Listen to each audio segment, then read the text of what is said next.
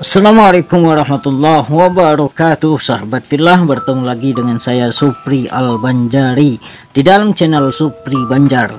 Di dalam video kali ini saya akan mengisahkan karamah guru sekumpul, pangkat kewalian dan tarbiyah yang sangat sempurna. Martapura sejak berabad-abad yang lalu telah bergelar sebagai Serambi Makkah. Ini menunjukkan eksistensi Martapura sebagai gudangnya para ulama dan aulia serta pusat ilmu di seluruh Kalimantan. Ratusan ulama telah terlahir dari kota Intan ini dan telah berperan maksimal di tengah masyarakat. Guru sekumpul hidup di tengah mereka dan menjadi salah satu dari mereka. Sejak kecil beliau telah dididik dengan sikap dan akhlak baik dari kedua orang tua. Ibu dan ayah beliau adalah wali Allah, dan ditambah lagi didikan ilmu tauhid dan makrifat dari nenek beliau yang bernama Salbiyah, yang kata Guru Banjar Indah bahwa beliau seorang wali Allah yang bisa bertatap muka dengan Rasulullah. Dan ditambah lagi didikan dari paman beliau seorang wali Allah yang sangat alim warok, yaitu Syekh Seman Mulia atau yang biasa dikenal dengan Guru Padang, bermakam di samping kubur guru sekumpul. Di usia menjelang 6 tahun, guru sekumpul telah masuk madrasah di kampung Keraton. Dan usia 7 tahun beliau telah masuk pendidikan pondok pesantren Darussalam Martapura, yang terkenal mayoritas pengajarnya adalah wali Allah, yang kata beliau apabila masuk Darussalam ini dengan niat benar menuntut ilmu, maka kelak dia akan menjadi orang alim atau orang kaya, atau bahkan kaya dan alim. Artinya tidak ada yang tidak sukses karena keberkahan dan doa para guru-guru di pondok pesantren ini. Di samping itu beliau juga gigih mengambil ilmu di rumah-rumah para guru kepada seorang ulama besar, sang musafir dan muhaddis, Syekh Muhammad Sa'rani Arif. Beliau belajar ilmu tafsir dan ilmu hadis, dan beliau juga belajar qiraat dari ilmu Al-Quran kepada seorang qori dan hafiz, yaitu Kiai Haji Nasrun Tahir. Sedangkan kepada paman beliau Syekh Seman Mulia, beliau belajar ilmu alat. Beliau juga belajar ke berbagai tempat dan guru di Kalimantan Selatan.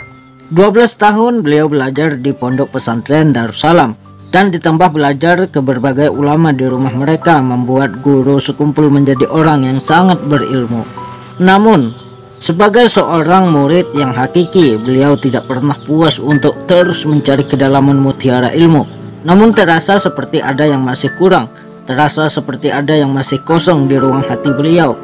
Terasa masih ada ruang yang harus dipuaskan dan diisi di dalam jiwa dan ruh beliau. Hal itu membuat jiwa terasa gelisah, gersang seperti seorang yang haus yang harus menapaki lembah mendapatkan air.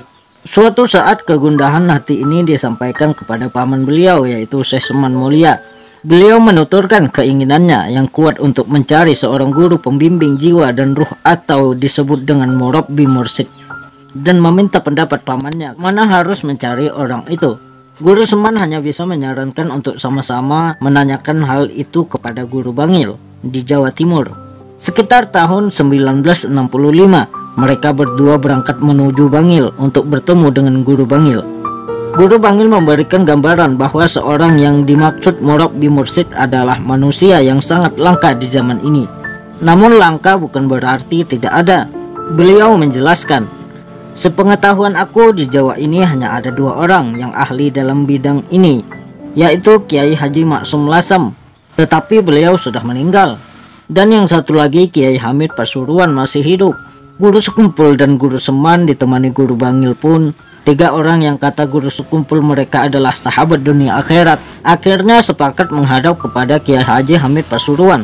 Tapi tidak ada pembicaraan apapun malam itu di antara mereka, meskipun boleh jadi mereka hanya berbicara secara batin saja.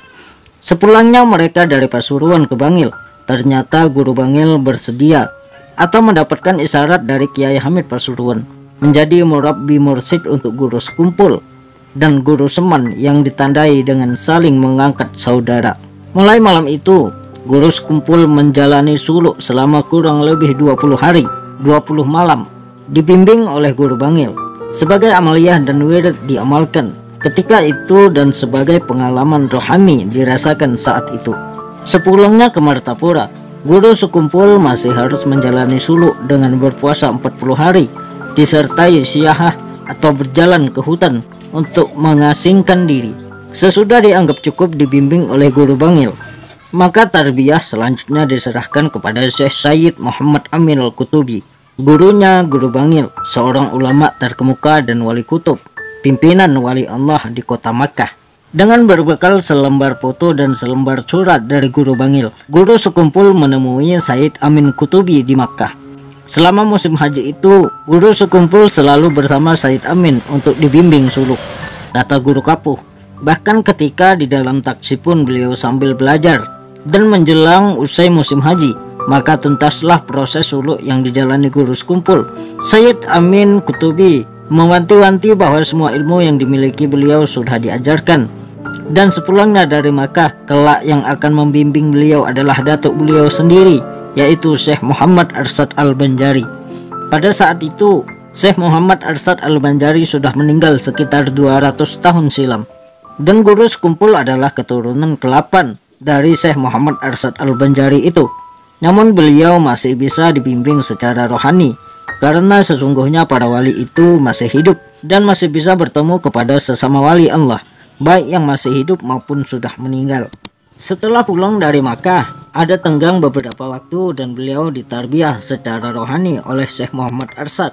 Ulun pernah mendengar dari guru kapuh bahwa sepulang dari Makkah, guru sekumpul menjalani operasi.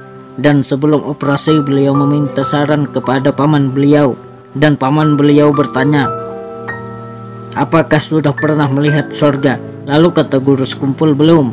Lalu kata paman beliau, lanjutkan operasi karena sesungguhnya wali Allah tidak akan mati sebelum dilihatkan surga semasa hidupnya. Saran yang sungguh dalam maknanya, dari seorang wali Allah untuk wali Allah.